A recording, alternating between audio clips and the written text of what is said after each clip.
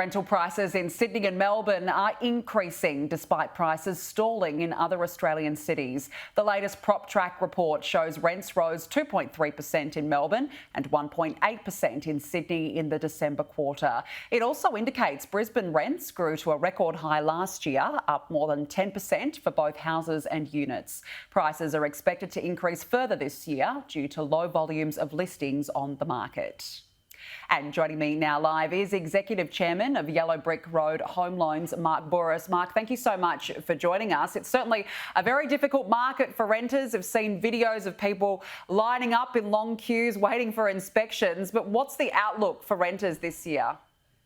I would say for Sydney and Melbourne, which is the only two states or the only two major capital cities that have actually continued to grow in terms of rental prices, is that it's going to be worse. It's going to get worse because what normally happens is that when people arrive in Australia, which we have a lot more people arriving in Australia, both students and international travellers and workers, etc., as those gates open, they tend to go where the jobs are, and the jobs are in Sydney and Melbourne. And as a result of that, we haven't had very much new stock, and as a result of that, we're going to have higher rental increases for 2023, I suspect. And overall, property prices have actually come down, but new data shows that Australians on an average income, they still can't afford to buy a home.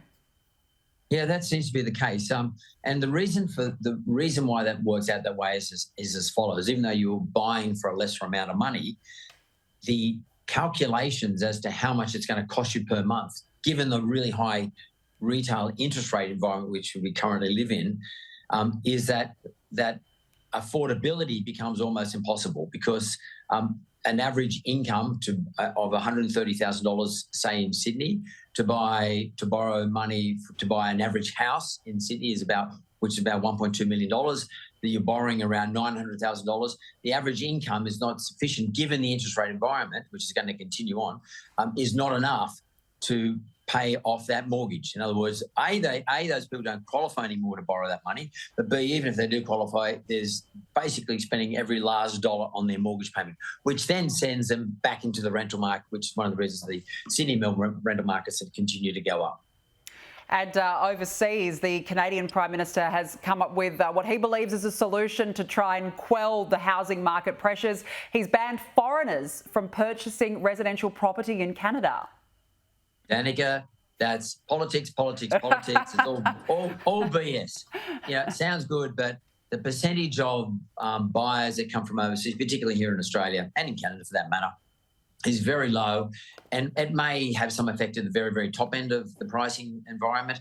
But generally speaking, those buyers are very few and not enough to affect the price of houses in Australia. I mean, the sorts of things that affect the price of houses in Australia, for example, are if you get rid of stamp duty.